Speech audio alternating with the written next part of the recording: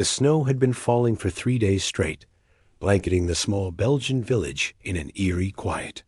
Corporal Henry Dawson crouched behind a ruined stone wall, scanning the horizon through his frost-covered binoculars. His fingers were stiff, and his breath came out in thick clouds, but the mission didn't allow for hesitation.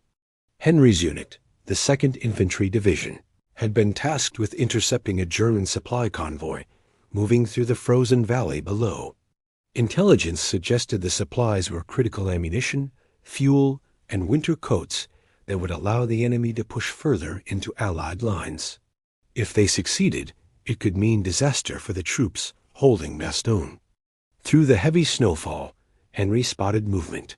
A group of German soldiers trudging slowly, their packs sagging under the weight of winter gear.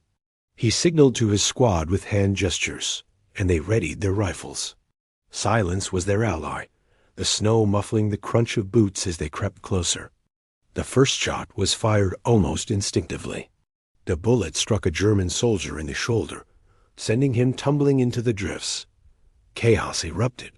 Snow flew as men shouted and returned fire, and Henry's world narrowed to the rhythm of his heartbeat and the steady click of his rifle. In the midst of the battle, Henry noticed a small girl standing at the edge of the village, her face pale and tear-streaked, frozen fingers clutching a bundle of blankets. The squad hesitated, unsure of what to do. But Henry didn't think. He sprinted toward her, bullets kicking snow around his boots. "Come with me," he shouted, grabbing her hand. She followed, shivering but obedient, as the firefight raged behind them. When they reached cover, Henry learned her name was Elise, and her parents had been taken by the German patrols.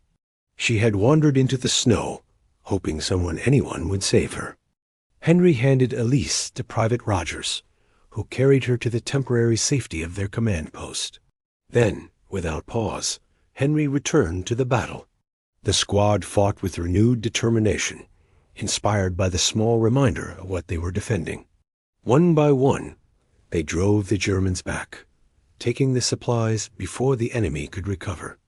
By nightfall, the snow was tinged with red, but the valley was silent again. The convoy destroyed, the village protected, and Elise safe, Henry finally allowed himself a moment to breathe. He looked out across the white expanse, knowing the fight was far from over, but tonight, at least, hope had survived. Henry knelt in the snow, tracing circles with his gloved hand. The wind whispered through the empty streets of the village, carrying a faint promise. Even in the coldest winters, courage and compassion could endure.